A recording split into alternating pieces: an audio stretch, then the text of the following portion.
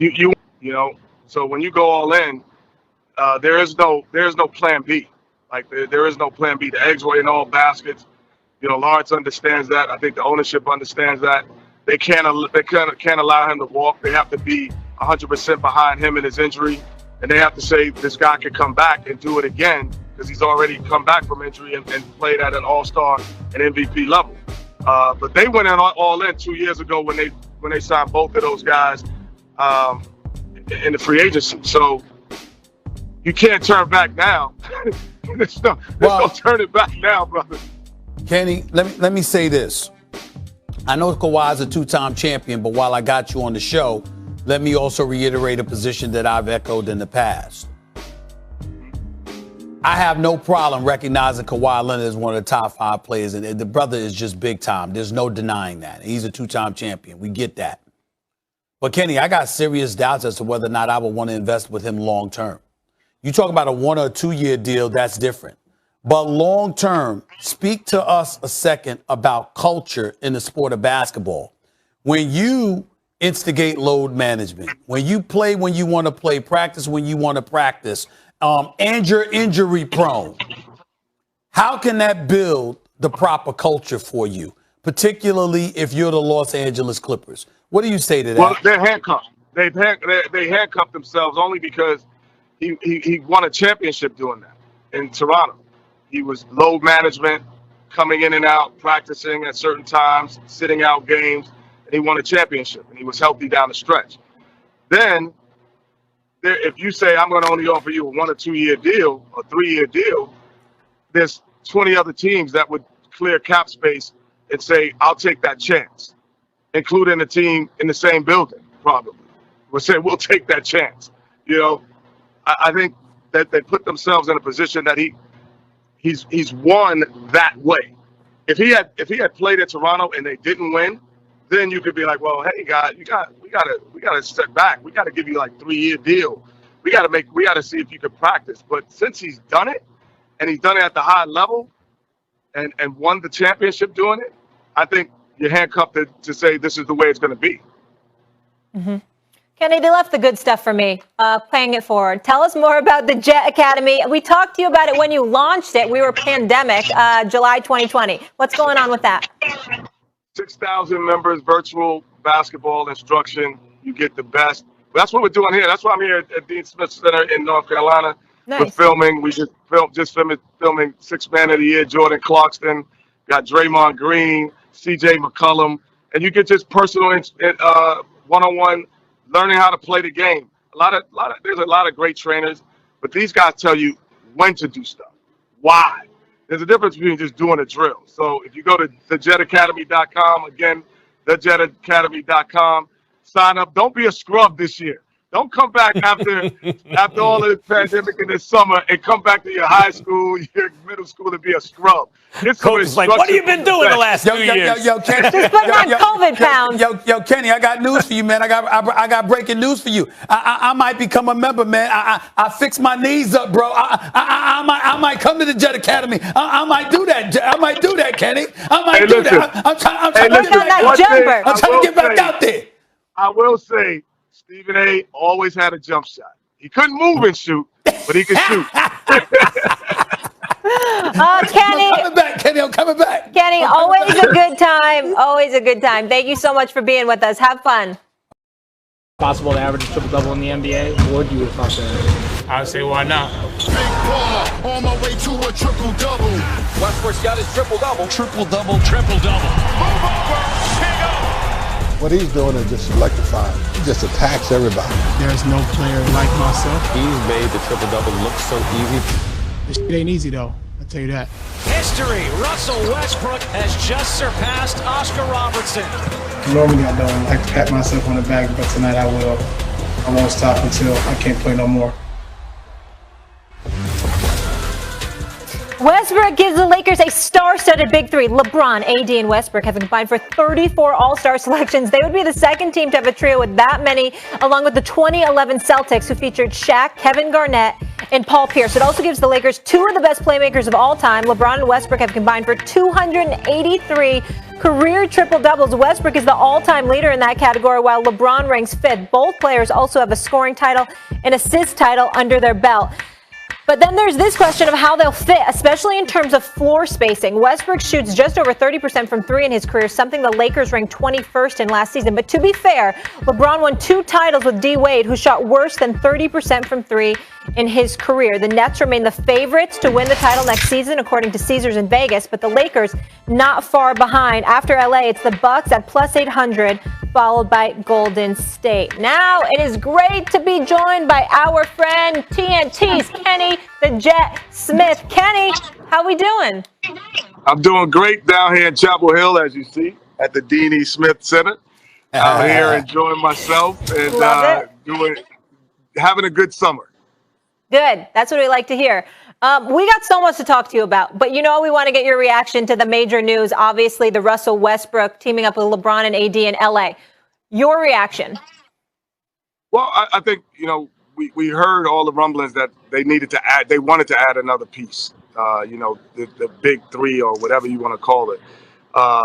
Russell Westbrook, obviously, what he does, not just on the scoring end, but in terms of the pace of the game. It allows LeBron to be a finisher a lot instead of always the facilitator.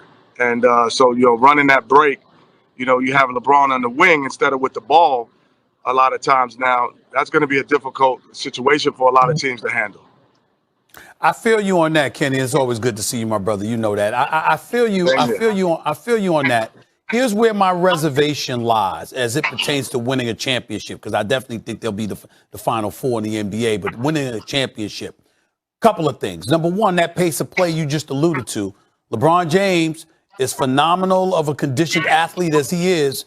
He's no young spring chicken any longer. And so that pace of play, that's not necessarily a guarantee in my estimation. That's number one. And number two, their perimeter shooting. Because we all know that when you talk about beating a Golden State, when you talk about beating the Clippers, when you're talking about beating the Nets potentially in an NBA Finals, you got to be able to shoot the rock, not just from the perimeter, but from the free throw line. And as I pointed out early in the show, LeBron James shot 69% from the free throw line last year. Russell Westbrook shot 65%. Kyrie was at 92. James Harden's at 86. KD was at around 87, 88. Those things matter. What do you say to that?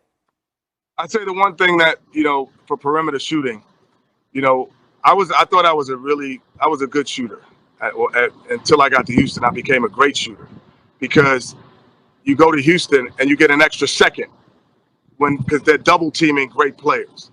And so when you're playing with a guy like LeBron and Russell and AD, if you're a good shooter, you become great because now you're going to be left open.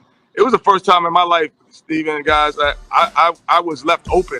So there are certain guys who probably had never been left open that long that will have, opportunities. If you think of guys like PJ Tucker when he was in Houston and even this year, they get shots and they get an extra second to think about it and to really set their feet.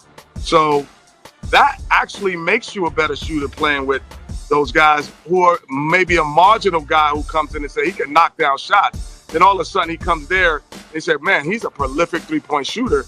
It's because you got extra time.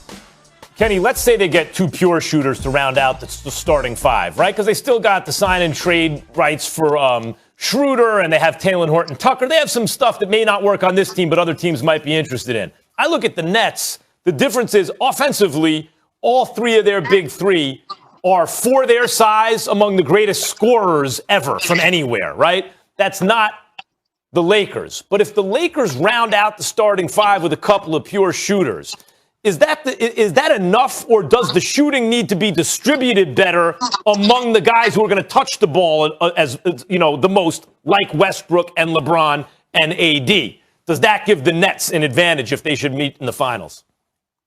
Are we already negating the fact that the Milwaukee Bucks won the Yeah, because they only won because the Nets got hurt. Come on, Kenny. Think that they're going to be back anywhere? I just feel that, there's a lot of things that you could say in terms of talent. If you look on paper, those 2 teams have, some talent, but they're most talented roster assembled. However, like we said, they're not in there. This is not Russell Westbrook 8 years ago. This is not LeBron 8 years ago. This is not, even pre-injury for Kevin Durant. Like, if Kevin Durant is in the Olympics 5 years ago, they don't lose a game. Like, he could take over all of those games. So this is not the same kind of guys. And, youthfulness, energy, playing together, that means something. So I wouldn't just hand those two teams, the East and the West, at all. I think that they're going to have to work for it.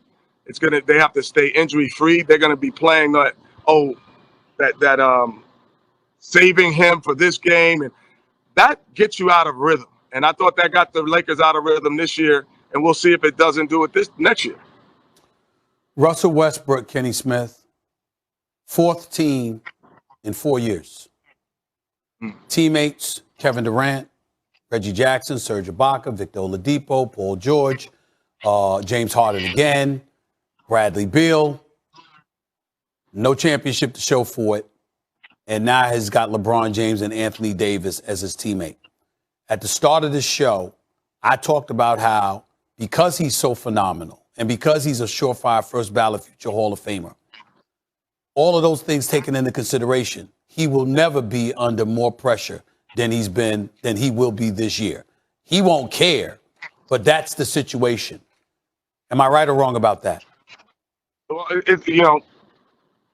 I don't think not having a championship dampens your legacy, but it definitely adds to it. Like, it definitely adds to it. The reason I'm on TNT and sitting here with you at ESPN right now is because I won 2 championships. I have a perspective that's going to be different and that has a finality to it. So, yes, winning a championship for Russell Westbrook, does it help his career? Yes. Does it dampen it if he doesn't? No, he's done enough individually. But it makes him, when you walk around with that championship, that C on your left shoulder, like that's a different perspective. But Kenny, and a different thought process. Yeah, but I'm asking you, coming into this season, I don't know of anybody who will be under more pressure than him because of those things I outlined. What do you say to that? Brooklyn Nets. Okay. I say the Brooklyn Nets. The Brooklyn Nets are because you assemble this roster, then it wasn't healthy. You come back, you got to win it. You got to be in the finals. You got to be there because to me, then it's like, is this really what we should have done? And are we going to, are these guys going to stay hurt? Are they going to be healthy enough? Are they going to be cohesive enough? And to me, the Brooklyn Nets is just as much pressure as Russell Westbrook. And as a team, they probably have more pressure than any team to win a championship. Kenny, Clippers president of basketball operations, Lawrence Frank, of course, said Kawhi, after having major surgery for the ACL tear, he wants to have Kawhi remain a Clipper a long time. Your reaction? I mean,